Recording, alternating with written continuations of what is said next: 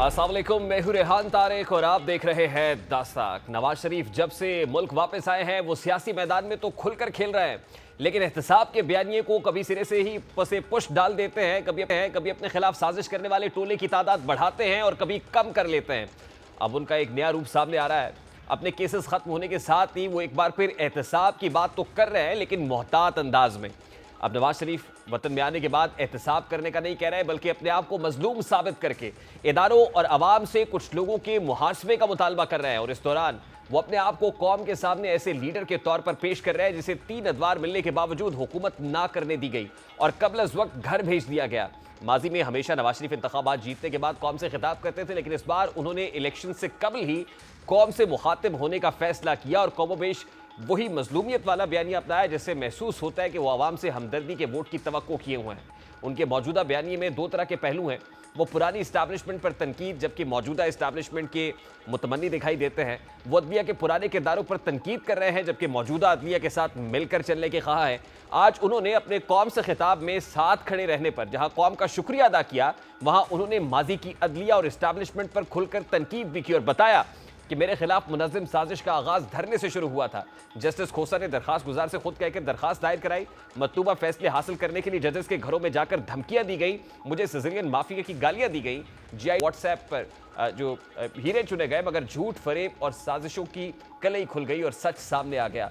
नवाज शरीफ आज क्या कह रहे थे, जरा उसकी एक झलक आपके सामने रखता है।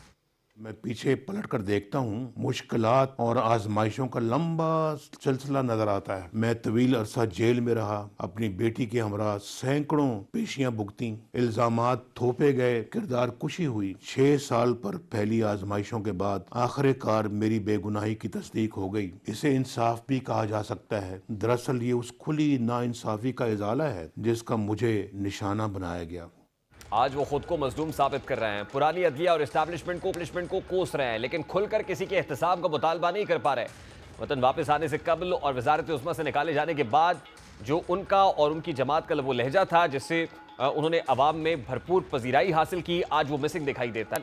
नवाज शरीफ और उनकी जमात के दीगर रहनुमा किस तरह खुल्लम खुल्ला अल्फाज में एहतसाब का मुतालबा करते थे, उसकी एक झलक आपके सामने रखता है। जिन्होंने 4 साल में मुल्क का ये हाल कर दिया, सोचो अगर वो 5 का टोला यहाँ पर बैठा रहता तो अगले 12 साल में पाकिस्तान का क्या हाल हो जाता, जानते हो ना। पसंद नापसंद की बुनियाद पे अगर फैसले किए जाएंगे तो 75 सालों में जहां हम खड़े हैं, खुदा न खास्ता अब कुशन नहीं रह गया कि मजीद आगे जा सके। फ्लोर से ये गुजारिश है, ये तमाम तबकात जिनको मैंने एड्रेस किया है, मैं एक पॉलिटिकल वर्कर हूँ। 6-7 दहाइयां पीछे मैं देखता हूँ तो पाकिस्तान ने खोया है, पाया कुछ नहीं। नवाज शरीफ एहतसाब के मुतमन्नी जरूर होंगे, शायद मुस्तकबिल में वो इस हवाले से कोई कदम भी उठाए, लेकिन कुछ सियासी अफराद ही उनको इस मुज़बिरात से भी खबरदार कर रहे हैं कि इसके मुज़बिरात भी होंगे। उन्हें बता रहे हैं कि आज उनकी मुखालिफ जमात ज़ेर अताब और उन पर सख्त सजाओं की तलवार लटक रही है, तो ये जहन में रखिए कि वो भी इस तराजू से तोले जा सकते हैं। अब फैसल वोटा कह रहे हैं कि चिराग सबके बुझेंगे, हवा किसी की नहीं। आज नवाज शरीफ की जमात बज़ाहिर फेवरेट दिखाई दे रही है, वहीं उनके सख्त मुखालिफ जमात तहरीक इंसाफ ज़ेर अताब है। इस जमात के बानी के गिरद शिकंजा मजीद तंग हो रहा है। साइफर केस में जहां FI की दरखास्त पर समात को इन कैमरा कर दिया गया है, वहीं तोशा खाना केस में उनकी जमानत कबल गिरफ्तारी की दरखास्त मुस्तरद हो चुकी है, जिसके बाद नैब ने तोशा खाना केस में भी उनकी गिरफ्तारी जाहिर कर दी है। इसी तरह इलेक्शन कमीशन भी PTI के नए इंट्रा पार्टी इंतखाबात पर सवाल उठा रहा है। जैसे जैसे बानी तहरीक इंसाफ के केसेस हतमी अंजाम को पहुंच रहे हैं, वैसे ही PTI को इस खतरे का भी एहसास हो रहा है कि बानी तहरीक इंसाफ के साथ वही सलूक होने जा रहा है जो जुल्फ़िकार अली भुट्टो के साथ हुआ। मवाफ़िक माहौल, इंतखाबी चहल पहल की आज़ादी ना मिलने की वजह से ही मुबैना तौर पर PTI इलेक्शंस में ताख़ीर चाहती है, जिसके लिए वो हीले बहानों से अदालतों में जा चुकी है। अपने उमूमी अवामी बयानिए के बरक्स तहरीक इंसाफ अदालतों के जरिए इलेक्शंस को डिले कराने की कोशिशों में मसरूफ़ है, जिसमें उन्हें पहली कामयाबी इलेक्शन कमीशन का ROs से मुताल्लिक नोटिफिकेशन मुअत्तल होने से मिली है, क्योंकि गुज़श्ता शब लाहौर हाई कोर्ट में एक पटिशन पाकिस्तान तहरीक इंसाफ की तरफ से दायर की गई और ROs और DROs की अपॉइंटमेंट के हवाले से बात की गई कि लेवल प्लेइंग फील्ड नहीं मिल रही, और जो इंटरिम ऑर्डर पास किया गया जस्टिस बाकर नजवी की तरफ से, उसके अंदर इस बात का तस्करा किया गया कि लेवल प्लेइंग फील्ड मुतासर होने का खदशा है। और इसी दरख्वास्त को एक्सेप्ट करते हुए chief justice Lahore high court को खत लिखा, जिसमें लार्जर बेंच बनाने के हवाले से दरख्वास्त की गई है। अब इस मामले के ऊपर भी लार्जर बेंच बनेगा तो जाहिर है तारीख पड़ेगी, इस पे दलाइल होंगे, समातें होंगी, जिसके बाद ही कोई फैसला आएगा। और दरियसना election commission of Pakistan ROs और डीआरओज की ट्रेनिंग का अमल भी इनिशिएट कर चुका था, जिस अमल को अब ब्रेक लग गई है और दोबारा से जब आरओज और डीआरओज की अपॉइंटमेंट के हवाले से कोई नई अपॉइंटमेंट्स होंगी तो नए सिरे से ट्रेनिंग का आगाज़ भी होगा। एक मोहतात अंदाजे के मुताबिक इसमें भी कोई 30 से 40 रोज़ का रखना डल सकता है और अगर ऐसा होता है तो 8 फरवरी के जो इंतखाबात हैं उन पर भी एक बार फिर से धुंध छा सकती है, खटाई में पड़ सकते हैं। अब सवाल सादा से ये है कि इंतखाबात को डिले असल में कराना कौन चाहता है और इंतखाबात अगर डिले होते हैं तो फिर इसका फ़ायदा किसको पहुँचेगा। अभी पीटीआई के पॉलिटिकल अपोनेंट्स तो ये कह रहे हैं कि पीटीआई इंतखाबात को डिले कराना चाहती है, इसीलिए वो लाहौर हाई कोर्ट में पिटीशन लेके गई है। लेकिन हमने देखा तो ये भी है कि पाकिस्तान तहरीक इंसाफ के जो पॉलिटिकल अपोनेंट्स हैं वो पाकिस्तान पीपल्स पार्टी हो, वो JUIF हो और दीगर अकाबरीन हो, वो इलेक्शंस में ताख़ीर के हवाले से बात कर चुके हैं। मौलाना फजलुर रहमान सीधे अंदाज में ये कह चुके हैं कि मौसम 2 सूबों के अंदर बड़ा शदीद होगा, जिसकी वजह से इंतखाबी कैंपेन चलाना बड़ा मुश्किल है। इसके साथ ही आसिफ अली जरदारी साहब रवा हफ्ते ही एक टीवी इंटरव्यू के अंदर ये कह चुके हैं कि 8-10 रोज़ अगर इंतखाबात डिले भी होते हैं तो कोई मुज़ायका नहीं है। इस पर बात करेंगे। इस वक्त मरकज़ी सेक्रेटरी इत्तलात इस्तेहकामी पाकिस्तान पार्टी डॉक्टर फिरदौस आशिक अवान ने भी ज्वाइन किया है। अस्सलाम वालेकुम डॉक्टर साहब, बहुत बहुत शुक्रिया आपके वक्त के लिए। डॉक्टर साहब, सबसे पहले तो बड़ा सादा सा सवाल है कि क्या इंतखाबात एक बार फिर से डिले होने जा रहे हैं? देखिए, ये सबसे ज़्यादा अपने पॉपुलैरिटी के दावे करने वाली जो जमात है उसने लाहौर हाई कोर्ट में दरख्वास्त जमा करा के आरओज़ की तैनाती को चैलेंज करके इंतखाबात के मुलतवी करने का रास्ता हमवार किया है और ये एप्लीकेशन दे के उन्होंने खसियानी बिल्ली खंबा नोचे की जो आपने कहावत सुनी थी उसकी तशरीह कर दी है। तो चूँकि अब आपकी प्यारी पीटीआई जो है उसको ये यकीन हो गया कि ना उनके पास इलेक्टेबल रहे, उनके पास जो रिजेक्टेबल हैं वो एलिजिबल नहीं रहे। तो जब एलिजिबिलिटी का क्वेश्चन आएगा तो वो लोग किसी सूरत भी इलेक्शन नहीं लड़ सकेंगे। तो लिहाजा ये एक उन्होंने कौम के जज्बात एहसासात पे ऐसा वार किया है कि जो पाकिस्तान इस्तेहकाम की तरफ बढ़ रहा था, मुआशी इस्तेहकामत के साथ साथ आप देख रहे थे कि इन्वेस्टमेंट, स्टॉक एक्सचेंज, डॉलर का नीचे आना, रुपए का तगड़े होना, ये सारी। अच्छा डॉक्टर साहब, मेरा बड़ा सादा सा सवाल है फिर, डेट आने के बाद तहरीक इंसाफ की ना तो कोई दरखास्त मंजूर हो रही है और ना ही कोर्ट से भी कोई रिलीफ मिल रहा है। अब तहरीक इंसाफ की तरफ से लाहौर हाई कोर्ट में ये पिटीशन दायर की जाती है, इस पर लार्जर बेंच बनाने के लिए chief justice Lahore high court को लिख दिया जाता है। आप ये कह रही हैं कि पाकिस्तान तहरीक इंसाफ की ये दरखास्त सुनी भी गई और अल्टीमेटली तहरीक इंसाफ अगर इंतखाबात में डिले चाहती है तो ये हरबा उनका कारगर साबित हो जाएगा। बाकी कोई हरबा इस वक्त उनका कारगर साबित नहीं हो रहा, इंतखाबात में वो डिले चाहते हैं और ये इसमें कामयाब भी हो जाएंगे। देखिए, ये आप इसलिए कह सकते हैं ना कि जो वहाँ चीफ जस्टिस साहब बैठे हुए हैं वो वहाँ पीटीआई के जो माशाल्लाह से हमारे कैंडिडेट भी रहे, फिर पीटीआई गवर्नमेंट में वहाँ वज़ीर भी रहे, उनके साथ जो अजीज़दारी और रिश्तेदारी है वो तो किसी से ढकी छुपी नहीं है। और फिर इन्हीं कोर्ट्स ने थोक के हिसाब से पीटीआई को रिलीफ भी दिए हैं, जिनसे आज आप कह रहे हैं कि उनके हक़ में फ़ैसले नहीं आ रहे। तो वहाँ पे जो जितना रिलीफ, जितना अनड्यू फेवर पीटीआई को मिली और पीटीआई की क़यादत को मिली, तो ये तो पाकिस्तान की तारीख़ में किसी को नहीं मिली। तो अगर वहाँ की कोर्ट जो है आज मुल्क में अल्टीमेटली एक इंतशार, अफरा तफरी, इज़्तिराब वो की कैफियत को ख़ात्मे करने का एक वाहिद हल था इलेक्शंस, और 8 फरवरी को उसका ऐलान हुआ, इलेक्शन कमीशन ने उसके लिए तैयारियां शुरू की और फिर अल्टीमेटली एक सबसे अहम तरीन मरहला आरओज़ और डीआरओज़ की तैनाती का था। तो जब वो भी नोटिफिकेशन हो गए, उनकी ट्रेनिंग शुरू हुई, तो ये दरख्वास्त दे दी गई। इसका मतलब है कि ये अवाम में जाने से कतरा रहे हैं। ये ऐसे ही है कि जब 2 टीमें खेल रही हूँ तो एक टीम को हार का यकीन हो तो वो टाइम आउट ले लें और वो टाइम आउट को इतना लंबा करने की कोशिश करे कि मैच जो है वो अनडिसाइसिव रहे। तो जब ये इस तरह की सोच के साथ इलेक्शन का ये इनेकाद जो चाह रहे हैं, तो मैं नहीं समझती कि ये पाकिस्तान के लिए कोई अच्छा शगुन है। पाकिस्तान को इलेक्टोरल प्रोसेस के अंदर आना होगा, जितनी जल्दी हम इलेक्शन जो है उनको ठीक, पहली बात तो उनका आप ये कह रही हैं कि ये इनेकाद गुड करके कोर्ट और एक बैड कोर्ट का sustainable- चक्कर है। लाहौर हाई कोर्ट से पाकिस्तान तहरीक इंसाफ को मुमकिना तौर पर रिलीफ मिलता है और एक बार फिर उनको इसी सूरत में रिलीफ मिलेगा कि इंतखाबात डिले हो जाएंगे। सबसे पहली बात तो आप ये कह रही। दूसरी इंपॉर्टेंट चीज जो मेरा पहला सवाल था कि क्या इंतखाबात मुलतवी होने जा रहे हैं? में नहीं देखा। देखिए चौधरी परवेज अलाई साहब को पे जितनी मेहरबानियां हुई, जितनी नवाज़शात हुई, तो वो तो सारी आपके सामने ही है।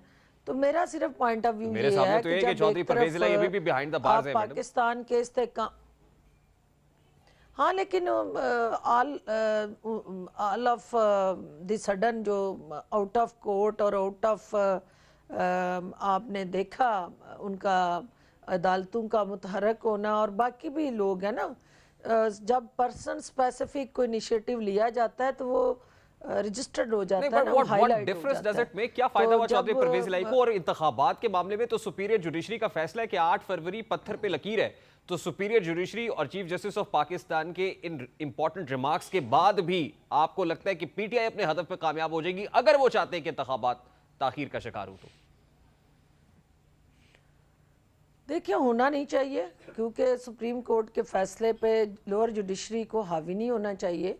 लेकिन देखना ये है कि जो उन्होंने प्रे ली है उस प्रे के साथ जुड़ा जो है वो delayed justice is deny justice, और अगर वो जस्टिस जो है उसको डिले करता है, होता जाता है, और जो मेन मकसद है कि फरवरी में इलेक्शंस हों, नहीं होते, तो उसका बेनिफिशरी कौन बनेगा इस वक्त के हालात के मुताबिक? तो सारी चीजें जब नहीं, आप लेकिन ताने तहरीक बाने इंसाफ जोड़ते बेनिफिशियरी हैं, कैसे होगी तो डॉक्टर साहब? आपको उसका खुरा जो है वो पीटीआई तक जाता लेकिन नजर आता कैसे है। Tehreek Insaf beneficiary? Cipher case चल रहा है, ट्रायल शुरू हो गया है, साबिक चेयरमैन पीटीआई या बानी पीटीआई वो एक और सजा जाएंगे, कभी इम्कानात ये भी हैं। तो तहरीक इंसाफ के लिए तो जैसे जैसे वक्त गुजर रहा है तकलीफ और मसाइब बढ़ते चले जा रहे हैं, तो डिले करने का फायदा पीटीआई को क्या होगा? देखिए इस मुल्क के अंदर स्टेबिलिटी आना जो है वो सबसे बड़ा इस पाकिस्तान के लिए एक मौजूदा हालात के तनाज़र में एक अहम तरीन मोड़ है, और पीटीआई कभी नहीं चाहती, और ख़ास तौर पे चेयरमैन पीटीआई कभी नहीं चाहेंगे कि इस मुल्क के अंदर उनके बगैर कोई हुकूमत में आए, और वो चाहते हैं कि हुकूमत बने तो मेरी बने, और जब तक हुकूमत नहीं बनती, क्योंकि एक मुस्तकिल हुकूमत, सस्टेनेबल हुकूमत जो है वो वोट की ताकत से ही बनेगी, तो वो चाहते हैं कि जब तक इलेक्शन के लिए मेरे लिए फ़ज़ा और माहौल साजगार नहीं होता तब तक इलेक्शन का इनेकाद सस्पेंडेड रहे, और इसी तरह की गुमगू कैफियत से कौम गुजरे, और गैर यकीनी सूरत हाल जो है वो पाकिस्तान को अदम इस्तेहकाम का शिकार करे, ताकि उनके लिए जो है वो स्पेस और एक उनकी जमात की जो सोच है, यानी डॉक्टर साहब आप ये वो समझती हैं exist कि करे मसाइल और का हल इंतखाबात पाकिस्तान नहीं के है, अवाम को यानी वो स्टेबिलिटी जो गुमराह किए है रखे। वो इलेक्शन से ही मशरूत है, ये तो आप एग्री करती हैं इस बात? अगर इलेक्शंस में कोई रखना डालने की कोशिश करता है, लेट्स से पीटीआई कर रही है, तो फिर इस्तेहकाम पाकिस्तान पार्टी कैसे रिस्पॉन्ड करेगी, या दीगर पॉलिटिकल पार्टीज को किस तरह से क्या एजिटेट करना चाहिए? देखिए ये चीज़ें तो जब वक्त आएगा तो हालात के मुताबिक जो है वो हर तरह की जो पॉलिटिकल स्ट्रेटजी है वो बनाई जाएगी। अब इस वक्त जो है वो एकदम से रंग में भंग किसने डाला है?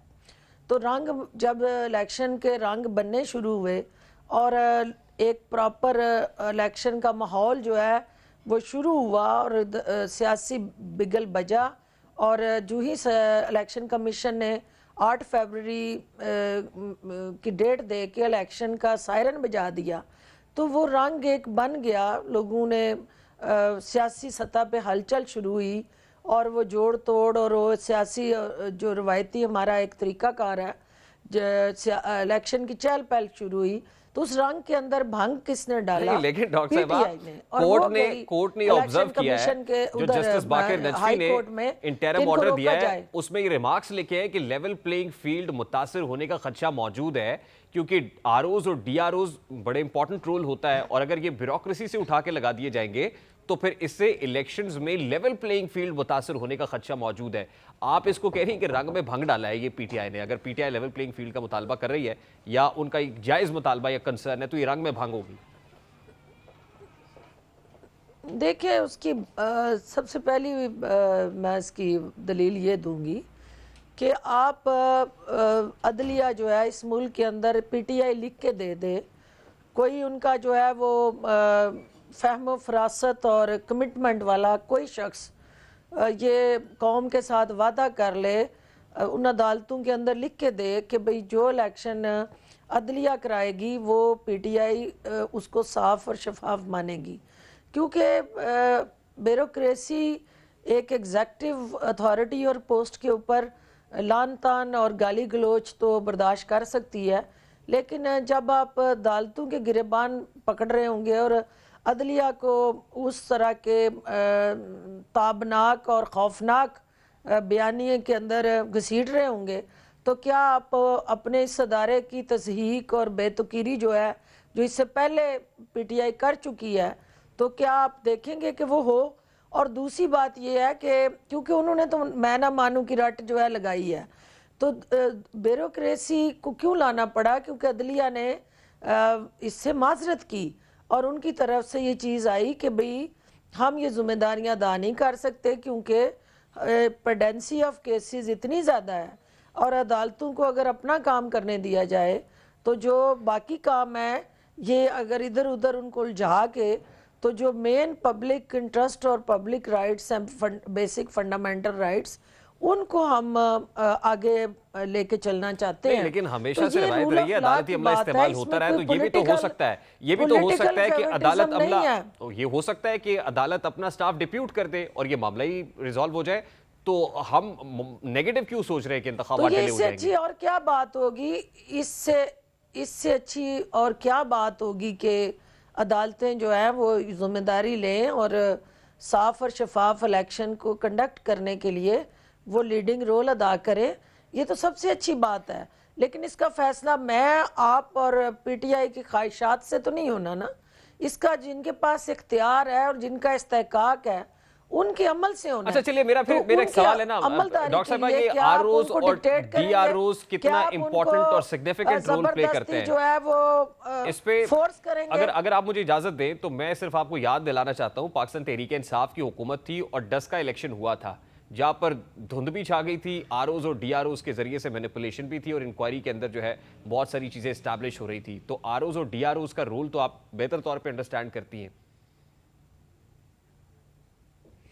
देखिए ये सारी चीज़ें जो है आपकी पाकिस्तान के अंदर एक रेगुलेटर का जो रोल है, जो जिसको इलेक्शन कमीशन कहते हैं, वो रेगुलेटरी बॉडी है ना, तो रेगुलेशंस इम्पोज करना, उस रेगुलेटर को स्ट्रेंथन करना और रिफॉर्म्स के ज़रिए उसके उस रोल को ज़्यादा से ज़्यादा सपोर्ट करना, ये हमारा एज आ गवर्नमेंट, एज आ पॉलिटिकल पार्टी सबका फ़र्ज़ है। तो अगर हमने ये काम नहीं किया था तो इलेक्शन कमीशन तो उसका जिम्मेदार नहीं है। हम भी तो 3.5 साल गवर्नमेंट में थे ना, तो खान साहब जो है उनकी प्रायोरिटी क्यों नहीं थी ये? और बायोमेट्रिक्स जो है वो सबसे बड़ा इस मसले का हल है ना, तो आप पूरी दुनिया के अंदर बायोमेट्रिक्स के इस्तेमाल से इलेक्शन हो सकते हैं, तो पाकिस्तान में क्यों नहीं? तो इसके लिए रिफॉर्म्स करनी थी ना, ईवीएम के जरिए से कर लें, लेकिन उस वक्त जो पॉलिटिकल ओपोनेंट्स है वो ये कहते थे कि ईवीएम मशीनें तो धांधली का एक और जरिया होंगी। डॉक्टर साहब लास्टली मेरा सवाल बड़ा सादा सा है, देखिए तो ये सारी चीजें कंसेंसस होता है ना। देखिए जो स्टेट्समैनशिप होती है वो इस तरह के नेशनल चैलेंजेस पे कंसेंसस करती है, सबको साथ लेके चलती है, डिक्टेट नहीं करती है। तो आज ये आपने देख लिया कि अगर ये अदारा वाकई 100% एज आ रेगुलेटर एम्पावर्ड होता तो किसी भी सियासी जमात को उंगली उठाने की जरूरत नहीं होती। डॉक्टर साहब आज तो सारे का सारा मलबा पीटीआई पे आ गया है, लेकिन आज से चंद रोज पहले तक आसिफ अली जरदारी साहब भी, वो ताकत नहीं दी, आसिफ अली जरदारी साहब भी, मौलाना फजलुर रहमान साहब भी और दीगर अमायदीन भी, सब लोग इलेक्शंस में ताखीर की बात कर रहे थे, को मौसम को बुनियाद बना के कह रहा था, को सिक्योरिटी इश्यूज को। आज ये सारा मलबा पीटीआई पे आ गया है, तो क्या पीटीआई ब्लेसिंग इन डिस्गाइज तो नहीं हुई सबके लिए? देखिए पीटीआई को हमेशा उंगली कटा के शहीदों में शामिल होने का शौक रहा है, और उन्होंने उनके पाँव पे किसी ने कभी कुल्हाड़ी नहीं मारी, उन्होंने जाके खुद अपने पाँव कुल्हाड़ी पे मारने होते हैं, और अपने आप को जिंदा रखने के लिए इस किस्म के हथकंडे इस्तेमाल करते हैं कि जिससे बज़ाहिर तो वो ये शो करते हैं कि हमने गेन किया, जबकि इन दी लॉन्गर रन उन्होंने लूज़ किया, क्योंकि इलेक्शन होंगे तो मुल्क आगे चलेगा। और इलेक्शन को अगर आप तखीर का शिकार करते हैं, ऐसे ओछे हथकंडे इस्तेमाल करते हैं, ऐसे तखीरी हरबे आप सामने लाते हैं, तो अल्टीमेटली पाकिस्तान का नुकसान नहीं। बहुत बहुत शुक्रिया। सियासत मफादात का खेल और मफादात के तहफ़्फ़ुज़ के लिए अवाम के सामने कुछ और, अंदर खाने कुछ और लाहेबल अपनाने में तहरीक इंसाफ का कोई सानी नहीं है। अवामी सतह पर तहरीक इंसाफ गुज़श्ता डेढ़ बरस से दिन रात एक ही मुतालबा कर रही थी और वो मुतालबा बर वक्त इलेक्शंस का था। लेकिन जब सुप्रीम कोर्ट ने तमाम फरीकैन के मुतफ़िका राय के बाद 8 फरवरी को इलेक्शंस कराने का हुक्म दे दिया, वजारत ख़जाना ने इलेक्शंस के लिए फंड्स भी जारी कर दिए, इलेक्शन कमीशन ने आरओज़ अनाउंस कर दिए और आरओज़ और डीआरओज़ की ट्रेनिंग भी शुरू कर दी गई। 2-4 रोज़ में हतमी शेड्यूल जारी होना था, तो तब तहरीक इंसाफ अदालतों में जा पहुंची। अब तहरीक इंसाफ से ये सवाल हो रहा है कि भाई आप तो बर वक्त इलेक्शंस का मुतालबा करते थे, आपने खुद पटिशन कर दी, तो इलेक्शंस को डिले कराना चाहते हैं। आज ही इलेक्शन कमीशन दफ्तर के बाहर बैरिस्टर अली जफर से जब ये सवाल हुआ तो उन्होंने सिरे से इनकार कर दिया कि तहरीक इंसाफ की तो पटिशन ही नहीं है और हाई कोर्ट के अंदर है, जबकि पाकिस्तान तहरीक इंसाफ के अपने ही वकील ये दावा करते हैं कि ये तो इमरान खान की इंस्ट्रक्शंस के ऊपर पटिशन की गई है। यानी पीटीआई इस मामले पर भी कंफ्यूज्ड है। ये कंफ्यूजन कौम को कितनी भारी पड़ सकती है, क्या वाकई इससे इलेक्शंस डिले होने के चांसेस है, इस पर लीगल राय जानने की कोशिश करेंगे। माहिर कानून याया फरीद साहब ने भी ज्वाइन किया है। अस्सलाम वालेकुम याया फरीद साहब, बहुत बहुत शुक्रिया आपके वक्त के लिए। ये जो लाहौर हाई कोर्ट का इंटरिम ऑर्डर आया है आरओज़ और डीआरओज़ से मुताल्लिक, अब इसके ऊपर लार्जर बेंच प्रॉब्ली कॉन्स्टिट्यूट होगा, क्या इससे वाकई इलेक्शंस डिले हो सकते हैं? या इलेक्शन कमीशन ऑफ पाकिस्तान को जो शेड्यूल जारी करना था 54 रोज पहले का, अभी तक जारी नहीं हुआ है, क्या मजीद प्रोलॉन्ग हो जाएगा ये मामला? जी देखें, जो लाहौर हाई कोर्ट की जो जजमेंट आई है, जो ऑर्डर आया है, इंटरिम ऑर्डर है, इसके दो बड़े इंपॉर्टेंट पहलू हैं। पहला तो एक टेक्निकली मैं इसके ऊपर बात कर लूं। देखें, section 51B and section 51(1) of elections act जो एम्पावर करता है कि इलेक्शन कमीशन ऑफ पाकिस्तान ने अपॉइंट करने होते हैं डीआरओज़ और आरओज़, जिसके लिए प्रोविंशियल गवर्नमेंट या government list of officers nominate करता है। देखिए, ये तो 5-6 डेकेड से पाकिस्तान का एक एस्टैब्लिश सिस्टम था। इसी सिस्टम के ऊपर पाकिस्तान के जितने भी पास्ट के इलेक्शंस हैं वो होल्ड हुए थे।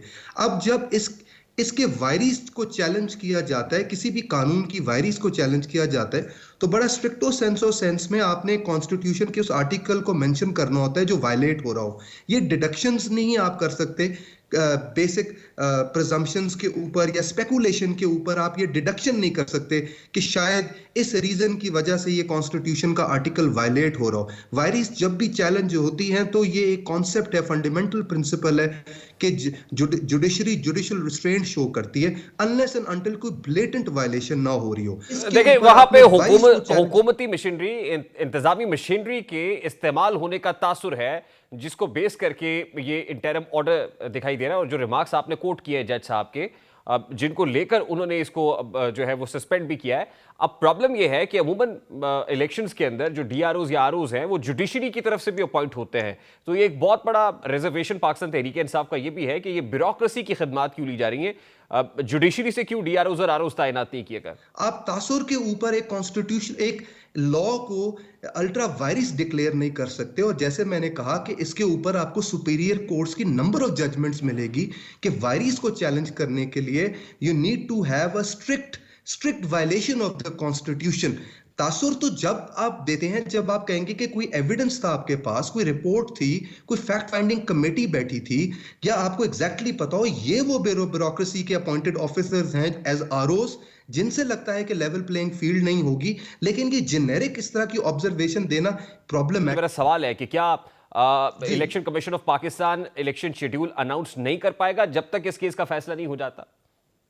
देखिए, बज़ाहिर तो यही नजर आता है कि देखें, रिटर्निंग ऑफिसर्स की अपॉइंटमेंट भी एक प्रोसीजर है, उसके एक प्रोसेसेस हैं, उसकी ट्रेनिंग्स होती हैं। आपने ऑफिसर्स को अपॉइंट करने के लिए आपको टाइम चाहिए होता है। लेकिन अब जब ये केस फाइल हो गया है और सस्पेंड हो गई है और लाहौर हाई कोर्ट ने अब लार्जर बेंच क्रिएट करना है, तो इसमें तो यकीनन कोई 30 से 40 या 50 दिन भी लग सकते हैं इसके ऊपर फैसला आए। तो क्या उस वक्त तक के ये सारा प्रोसेस रुक जाएगा? और जब लाहौर हाई कोर्ट इस पर कोई हतमी फैसला देगी तो ये प्रोसेस शुरू से शुरू होगा। तो लगता तो ये यूं यूं है, तासुर तो ये मिल रहा है कि शायद ये मैनिपुलेट करने के लिए एप्लीकेशन फाइल की गई थी कि शायद इलेक्शन ही 8 फरवरी को ना करवाए जाए और ये किसी तरह इसको आगे कर दिया जाए, बिकॉज जो पिटिशनर्स हैं उनको भी इस बात का तो मालूम ही होगा कि ये फैसला जो है ये कोई 2 दिन में तो आने वाला नहीं है, क्योंकि अब जब Lahore high court larger bench बनाएगी तो स्टेट ऑफ पाकिस्तान, ये गवर्नमेंट ऑफ पाकिस्तान भी आर्ग्यूमेंट्स देगी और अब इसको हॉटली कंटेस्ट किया जाएगा। तो it is not going to be decided in a day और 2।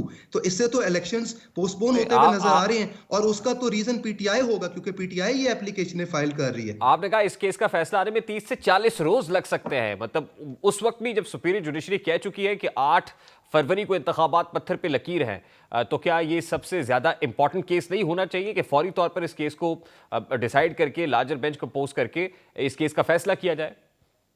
देखिए, आप फौरी तौर पे भी एक फैसला करना चाहते हो तो उसके भी तो कोई प्रोसीजर्स हैं। आप सुने बगैर, आप इस फैक्चुअल कंट्रोवर्सी को रिजॉल्व किए बगैर, आप इसके ऊपर एविडेंस लिए बगैर आप फैसला तो नहीं कर सकते। और इसके ऊपर तो देखें, वायरस चैलेंज हुई हुई है, कानून चैलेंज हुआ हुआ है, ऑर्डर ऑन दिस मेरा बड़ा सादा सा सवाल हमारे है, लास्टली 8 फरवरी को इंतखाबात की तारीख जो सुपीरियर जुडिशरी ने, जस्टिस काजी फायजीसा ने कहा था पत्थर पे लकीर है, इस पर कोई कयास आराई नहीं होनी चाहिए। इलेक्शन कमीशन ऑफ पाकिस्तान ने पैमरा को लिखा था कि इसके ऊपर स्पेकुलेशंस नहीं होनी चाहिए। अब उस 8 फरवरी के उस फैसले के ऊपर सुपीरियर जुडिशरी कैसे पैरा देगी? देखिए, बिल्कुल मेरे ख्याल में जो लार्जर बेंच के सामने जब ये अपील, जब लार्जर बेंच इस केस को सुनेगा तो ज़रूर उनके सामने ये सारे जो कंस्ट्रेंट्स होंगे, स्पेशली द फैक्ट कि सुप्रीम कोर्ट जो है वो इसके ऊपर बड़ी स्ट्रॉन्ग डायरेक्शन दे चुकी है कि इलेक्शन अब टाइम में होंगे। और जस्टिस अतर मिनुल्ला ने तो इनफैक्ट इसके ऊपर बहुत ही स्ट्रॉन्ग रिमार्क्स दिए कि जो डिले भी आई है, लेकिन इसलिए लाहौर हाई कोर्ट को फैसला करना पड़ेगा और जुडिशरी को इस तरह की फैक्चुअल कंट्रोवर्सीज के ऊपर डिडक्शंस क्रिएट करके कानून को स्ट्राइक डाउन नहीं कर देना चाहिए। कानून पार्लियामेंट बनाती है, अनलेस एंड अनटिल आप शो कर दे कि ये कानून ही जो है वायलेट कर रहे हैं कॉन्स्टिट्यूशन को। बहुत बहुत शुक्रिया। कोई कितना भी ताकतवर क्यों ना हो, कानून से ज्यादा ताकतवर नहीं हो सकता। ये मिसाल साबिक DGISI फैज हमीद और उस वक्त की इस्टेब्लिशमेंट पर बिल्कुल दुरुस्त बैठती है। माजी के ये किरदार अपने वक्त के सबसे बाअसर लोग थे, जिनके अबरू के इशारों पर सियासी जमातें और हुकूमतें तोड़ी जाती रही हैं। उनकी राह में जो भी आड़े आता वो पल भर में रुसवा कर दिया जाता, चाहे फिर वो कोई जज था, वो कोई सहाफ़ी था या फिर आम शहरी। आज इन्हीं किरदारों पर हर कोई बात कर रहा है, कड़वे कुसैले जुमले कसे जा रहे हैं और तो और अब उनका नाम मुख्तलिफ केसेस में दर्ज हो रहा है। कानून अपना रास्ता बना रहा है। आज या कल वो कानून के कटहरे में लाजमी आएंगे, जिसकी शुरुआत आज जस्टिस शौकत अजीज सिद्दीकी केस में उनको फरीक बनाने से कर दी गई है। आज सुप्रीम कोर्ट में बरतरफ किए गए जज जस्टिस शौकत अजीज सिद्दीकी केस की समाअत हुई, जो लाइव नशर भी की गई। आज समाअत के आगाज पर जस्टिस शौकत अजीज सिद्दीकी के वकील हामिद खान ने अदालत को कहा कि बेंच तब्दील हो गया, लेकिन मुझे नए बेंच पर भी कोई एतराज़ नहीं है। जिस पर चीफ जस्टिस ने वजाहत की कि जस्टिस सरदार तारिक और जस्टिस एजाजुल एहसन ने कहा कि हम इस बेंच में नहीं बैठना चाहते, जबकि बाकी जजेस रिटायर हो चुके हैं, लेकिन मैंने बेंच से किसी को नहीं हटाया। बेंचेस की तश्कील इत्तफाक राय या जमहूरी अंदाज में हो रही है। मोबाइल हाथ में उठाकर हर कोई सहाफ़ी नहीं बन जाता, सहाफ़ी का बड़ा रुतबा है और आजकल जमहूरियत का ज़माना है। शौकत अजीज सिद्दीकी के वकील हामिद खान ने कहा कि इस वक्त जमहूरियत मुश्किल हालात में है, जिस पर चीफ जस्टिस ने रिमार्क्स दिए कि आपकी मुआवनत दरकार रहेगी और जमहूरियत चलती रहेगी, आपने इसे आगे लेकर चलना है। दौरान समाअत एडवोकेट हामिद खान ने शौकत अजीज सिद्दीकी की रावलपिंडी बार में की गई तकरीर का मतन पढ़ा। चीफ जस्टिस से इस्तफसार किया कि उस वक्त इस कोर्ट के चीफ जस्टिस कौन थे। हामिद खान ने बताया कि उस वक्त अनवर कासी इस्लामाबाद हाई कोर्ट के चीफ जस्टिस से शौकत अजीज सिद्दीकी पर 4 रेफरेंसेस बनाए गए। चीफ जस्टिस से सवाल किया कि शौकत अजीज सिद्दीकी के खिलाफ शिकायत कुनिंदगान कौन थे। हामिद खान ने कहा कि रहायशगाह पर जायद अखराजात की शिकायत कुनिंदगान CDA मुलाजिम अनवर गोपांग थे और एक रेफरेंस एडवोकेट कुलसूम और एक साबिक MNA जमशेद दस्ती ने भेजा था। बरकैफ क्योंकि प्रोग्राम में वक्त इस वक्त इतना नहीं है कि सारी समाअत का हवाले रखें, लेकिन इसकी समाअत को कल 10 बजे तक के लिए मुलतवी कर दिया गया है और शौकत अजीज सिद्दीकी को मजीद फरीकैन जो है इसमें नॉमिनेट करने का भी कहा गया है। उनको नोटिस इशू किए जाएंगे और उसमें साबिक chief of the army staff general Qamar Javed Bajwa समेत साबिक DGISI जनरल फैज हमीद का नाम भी शामिल है। आज एक मजलूम को उसकी दर्दनाक मौत के बाद बिलाखिर इंसाफ मिल गया। आज उस नाहक कत्ल की गई लड़की सारा इनाम के लवाहिकीन और खासकर उनके वालिद को सुकून मिला होगा, जो अक्सर अदालती समाअतों के दौरान मुखालिफ वकील की जरा के दौरान कमरा अदालत के बाहर जाकर रोते थे और पूछने पर बताते थे कि जिस तरह मेरी बेटी को कत्ल किया गया, अब जो अदालत में मंजर कशी की जा रही है वो मेरे जख्मों पर मजीद नमक पाशी के मुतरादिफ है। आज सारा इनाम को ही सिर्फ इंसाफ नहीं मिला, बल्कि मुल्क में घरेलू तशद्दुद का शिकार होने वाली उन लाखों खवातीन को इस बात का हौसला मिला है कि मुलजिम जितना भी बासर हो लेकिन इंसाफ बिलाखिर होकर ही रहता है। प्रोग्राम का वक्त अपने इख्तिताम को मुलाकात होगी इंशाअल्लाह कल। अपना रखिए ख्याल। अल्लाह हाफ़िज़।